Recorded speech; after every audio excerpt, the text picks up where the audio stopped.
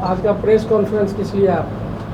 नमस्कार। पहले तो मैं यह बताना चाहता हूं कि देश के यशस्वी प्रधानमंत्री जी इसी 21 मई को दिन के 10 बजे इसी मैदान में, इस आज्ञा के खेल मैदान में इस क्षेत्र की जनता का आशीर्वाद लेने और अपने शुभकामना देने के लिए आ रहे हैं। यह यहाँ के लिए एक बहुत बड़ा ऐतिहासिक यह क्षण भी होगा।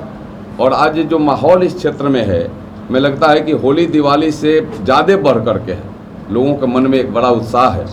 और यह प्रधानमंत्री जी का गिनीज बुक में दर्ज करने के जैसा होगा, क्योंकि गांव के किसी एक के प्रखंड के एक गांव में प्रधानमंत्री जी का चुनावी सभा हो रहा है। जैसे प्रधानमंत्री जी हमने वीर शहीदों के कई एक गाँव में गए हैं, वहाँ उस मिट्टी को नमन करने, लेकिन यह मिट्टी भी हमें लगता है कि एक बहुत आदरणीय और पूजनीय मिट्टी हो जाएगा।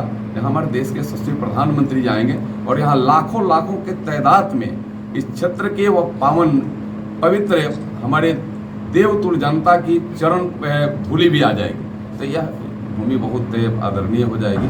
हमें सिर्फ आपको बताना चाहते हैं, आप सभी तैयारियां आप देखेंगे, देख भी रहे होंगे। बड़ी एक तैयारी भी हमारी चल रही है और तैयारी अंतिम चरण में भी है। प्रधानमंत्री जी के आने की प्रतीक्षा हम सब पौन पाँव बिछाए हम लोग कर रहे हैं। हम लोग सबको लग रहा है कि जल्दी कल ही 21 तारीख हो जाए, आज ही 21 तारीख क्यों नहीं हो गया। हमें बड़ी संख्या में लोग आने के लिए भी तैयार। समहर के समहर आप समझते हैं, समहर कितना आप फील करते हैं, पर पूरा घर के घर लोग चाह रहे हैं कि नहीं हम भी चलेंगे प्रधानमंत्री जी को देखने। तो ये एक बड़ा उत्साह, और यह उत्साह का कारण है कि हम देश के प्रधानमंत्री नरेंद्र मोदी, जो देश को विश्वगुरु बनाने के लिए, जो देश को विकसित भारत बनाने के लिए, जिस देश में राम के संस्कृति संस्कार जन जन तक पहुंचाने के लिए जो हर कदम पर कदम काम कर रहे हैं, जो सबके साथ सबके विकास के वह पायदान पर चलने का काम कर रहे हैं, जो सबको एक साथ लेकर के चलने की जिनके अंदर क्षमता है, जो सबके लिए काम करे, गरीब हो, किसान हो, मजदूर हो, चाहे देश की सीमाओं की मजबूती की बात हो, चाहे देश को परम वैभव तक पहुंचाने की बात हो, तमाम बिंदुओं पर काम कर रहे हैं। जहाँ गांव में हमारे ऐसे माताएं बहनें जिन्हें गैस का कनेक्शन हो, उन्हें आयुष्मान भारत का कार्ड हो, उनको फ्री में अन्न की बात हो, चाहे कोरोना काल में उनको फ्री में वैक्सीन की बात हो, चाहे उनके खाते में पेंशन की बात हो, किसानों के खाते में किसान सम्मान निधि, या तमाम बिंदुओं को जिन्होंने किया है, वह कौन ऐसा अवतारी पुरुष है जो यहाँ आ रहा है, जो हमारे देश के प्रधानमंत्री नरेंद्र मोदी, वह ऐसी वातावरण हमारे गाँव के गली गलियारे के सामान्य लोग में भी बना है। और इसलिए उनको देखने, सुनने और उनको अपना शुभकामना देने हमारे देश क्षेत्र के भी लोग आ रहे हैं। और प्रधानमंत्री जी यहाँ के क्षेत्र के लोगों को नमन करने, नमस्कार और प्रणाम करने के लिए प्रस्तुत हो रहे हैं। क्या उम्मीद है कितने संख्या में लोग यहाँ पहुँचेंगे? देखिए, मैं अभी तो लाखों की स्थिति बन रही है। मैं तो यहाँ की बात तो हम देख रहे हैं कि यहाँ तो समर के समर जहाँ हम जा रहे हैं, लोग वहीं कह रहे हैं कि चलना है, चलना है, चलना है। यह एक परिस्थिति ऐसा मन दिख रहा है कि चलना है, चलना के सबके मन में यह जो भाव है। और हम सब अपने भी व्यवस्था, लोग स्वयं के भी व्यवस्था कर रहे हैं। हम लोग भी प्रयास कर रहे हैं कि सबको, हम सब यहाँ आएँ, उनको कोई दिक्कत ना हो, यहाँ भी हम उनको पानी मिल जाए, उनको आसानी हो, उनको कोई कठिनाई ना हो। लेकिन बड़ी संख्या जब जुटती है तो हम उससे इनकार नहीं कर सकते। लेकिन हमारे यहाँ के टीम, हमारे विधायक जी और यहाँ के पूरे टीम हमारे, और पूरे सिवान और सारण की टीम भी, और महाराजगंज क्षेत्र के एक एक कार्यकर्ता भी लगे हुए हैं कि कोई भी हमारे यहाँ के आने वाले जो हमारे ही भाई, हमारे परिवार के, उनको कोई दिक्कत ना हो, उनको विशेष रूप से ज़्यादा हम लोग उनको सुविधा देने का काम कर सकें। यह भी प्रयास जारी है, चल रहा है। क्या लग रहा है जो लाखों लोग आएंगे सिर्फ नरेंद्र मोदी जी की भाषा सुनेंगे या वोट बैंक में भी तब्दील होंगे? देखिए, वोट तो ऐसे ही लोग देने के लिए तैयार हैं। आप देखिए रहे हैं कि मोदी है तो मुमकिन है, फिर इस बार मोदी सरकार, यह तो जिस तरीक़ा से जन जन तक पहुंचा है, तो वह तो बात तो पहले ही तय हो गई है।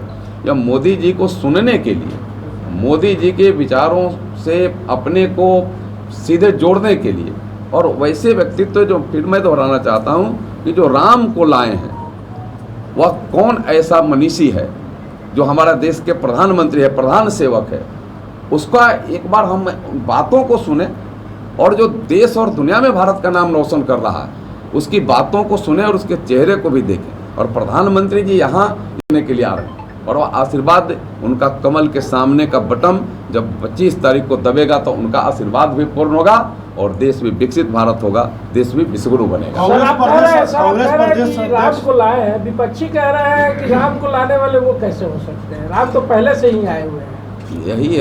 यही तो विपक्षी का दुर्भाग्य है कि जब राम के मंदिर की जब बातें हो रही थी तो यही कांग्रेस की सरकार थी, तो उन्होंने इसी कारसेवकों पर, निहत्थे कारसेवकों पर बर्बरतापूर्वक गोलियां चलाई।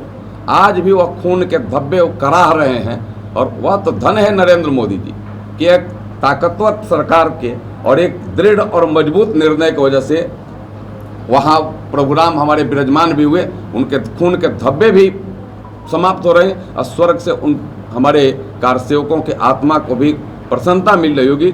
जिस वजह से हमने शहादत दी वो प्रभु राम हमारे यहाँ फिर से अपने स्थान पर विराजमान हो गए।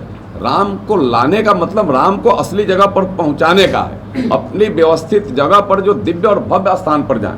जिस प्रभु राम का नाम लेकर के हम भवसागर पार होते हैं, प्रभु राम तंबू में और जंजीरों में जकड़े हुए थे इसी कांग्रेसियों के शासनकाल में, लेकिन इन लोगों ने कुछ नहीं किया। उस समय ये लोग बर्बरतापूर्वक व्यवहार करते रहे, लेकिन जब हमारी नरेंद्र मोदी जी के नेतृत्व में सरकार आई तो प्रभु राम अपने दिव्य भव्य और विशालतम सुंदर स्थिति में विराजमान हो गए हैं। क्षेत्रवासियों से क्या कुछ अपील कीजिएगा? बस एक ही निवेदन कि इस भूमि का कण कण का वह जो आशीर्वाद है इस देश के विकास के लिए जाए, कमल के निशान पर बटन 25 तारीख को दबे और यह देश विकसित भारत बने, यह देश विश्वगुरु बने, इसके लिए इनका आशीर्वाद जाए। सर, जो लोग इस कार्यक्रम में सम्मिलित होंगे उनका क्या कुछ समय सीमा निर्धारित होगा? कितने बजे तक लोग यहाँ आ सकते हैं? अब उनको 10 बजे तक पहुँचना होगा। 10 बजे तक पहुँचेंगे तो हमें लगता है कि उनको सही जगह भी मिल जाएगा और जहाँ से वो सही तरीक़ा से सुन सके, देख सकें, बैठ सकें, क्योंकि भीड़ का कोई अंदाज़ा नहीं है और हमारे यहाँ लाखों लोगों की व्यवस्था हम सब बना रहे हैं, लाखों लोगों की बैठने की व्यवस्था बनाई जा रही है, लेकिन भीड़ उससे ज़्यादा होने की जो उम्मीद है तो उसमें पहले आएंगे तो पहले पाएंगे। सर, कांग्रेस प्रदेश अध्यक्ष के पुत्र आपके सामने लड़ाई में हैं, काफ़ी जोर शोर से मेहनत भी कर रहे हैं, क्या लगता है इस बार लड़ाई आपकी किस तरह से रहेगी?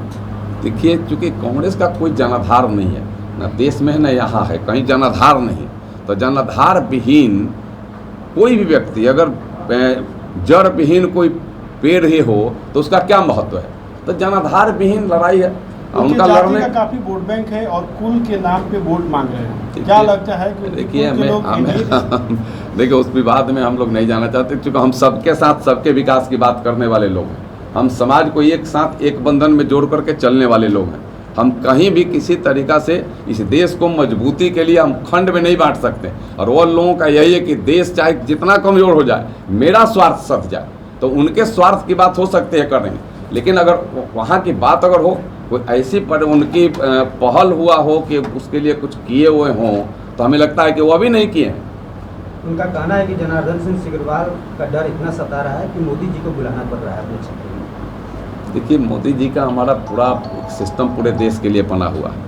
हर जो अपना चुनाव का जो 7वें चरण में चुनाव होने हैं, ये 6ठा चरण का, हर चरण में बिहार आ रहे हैं, कोई एक चरण में नहीं आए, पहले चरण से आ रहे हैं। और सिर्फ यहीं नहीं आ रहे हैं, यहाँ के बाद वो मोतिहारी जाएंगे और मोतिहारी के बाद उत्तर प्रदेश जाएंगे, तो उनका यह नहीं है। चुनाव प्रचार के लिए हमारे और इस क्षेत्र की जनता का आशीर्वाद लेने और देश को मजबूत करने के दिशा में इस क्षेत्र की जनता से अपील निवेदन करने के लिए हमारे प्रधानमंत्री जी सर, महाराजगंज को जिला बनाने की मांग कई वर्षों से हो रही है, आप सांसद भी रहे हैं, इसके लिए क्या कुछ आपके द्वारा अलग होते आएंगे? जो सांसद महोदय हैं वो सिर्फ छठियार और छठ घाट बनाने के लिए जाने जाते हैं, इसीलिए वो सांसद हैं। अगर छठियार और छठ घाट अगर में जाना, छठियार में किसी के जग परोज और न्योता में जाना अगर गलत है तो उनको बयान देना चाहिए। वह बयान तो नहीं देंगे, उनके पिताजी को बयान देना चाहिए कि इसमें नहीं जाना चाहिए। और छठ घाट बनाना भी अगर गलत है तो फिर उनको बयान देना चाहिए। खाली कह करके गुमराह करने की बात नहीं। महाराजगंज की बड़ी बहुत मजबूत इरादे वाली जनता है और इनको कोई गुमराह नहीं कर सकता। और कांग्रेस का कल्चर है कि गुमराह करो, चाहे देश चाहे समाज टूट जाए, छिन-भिन हो जाए, होने दो, गुमराह करके अपना स्वार्थ को सिद्धि करो। तो यहाँ वो स्वार्थ नहीं पूरा होने वाला है, पहले भी नहीं हुआ है, अदर जगह पर भी, तो यहाँ तो और नहीं होने वाला है। यहाँ की जनता बड़ी समझ बूझ करके हर समय हर स्तर पर निर्णय लेती रही है और आगे भी लेगी। सर, आप तीसरी बार चुनाव में मैदान में हैं, 2 बार से ये कितना टफ है, कितना मुश्किल है या कितना आसान है, क्या है? देखिए, जो 2 बार हम पहला जो चुनाव लड़े उससे दूसरा मेरा बहुत आसान हुआ, और इस चुनाव में तो पूरा क्षेत्र ही चुनाव लड़ रहा है। मैं जहाँ जा रहा हूँ, हमारे सामने बगल में हमारे माननीय विधायक जी बैठे हुए हैं, हम लोग जहाँ जा रहे हैं वहीं पहले ही से लोग तैयार हैं। यह बात कभी हम लोगों को नहीं सुन रहे कि नहीं जाइए, आपके साथ हम लोग हैं, मोदी जी के साथ हम लोग हैं, हम लोग देश के साथ हैं, देश को और मजबूत करना है, इसलिए मोदी जी के सहयोग के रूप में हम लोग हैं। देखिए, 10 सालों के काम जो लोगों के अंदर आया है ना, कोई एक व्यक्ति और एक परिवार नहीं है जहां भारत के तरफ से, भारत के सरकार के तरफ से और राज्य को अगर जोड़ दीजिए तो एक एक व्यक्ति, एक एक परिवार तक कुछ ना कुछ सहयोग आया ही आया।